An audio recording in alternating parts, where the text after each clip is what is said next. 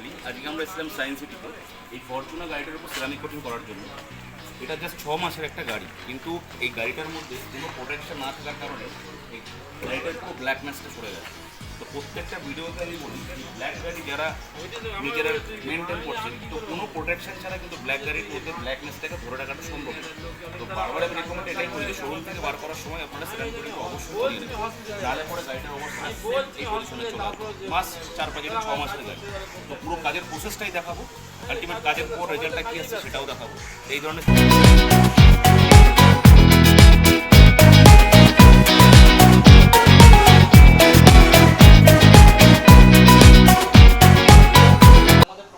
coating এর kit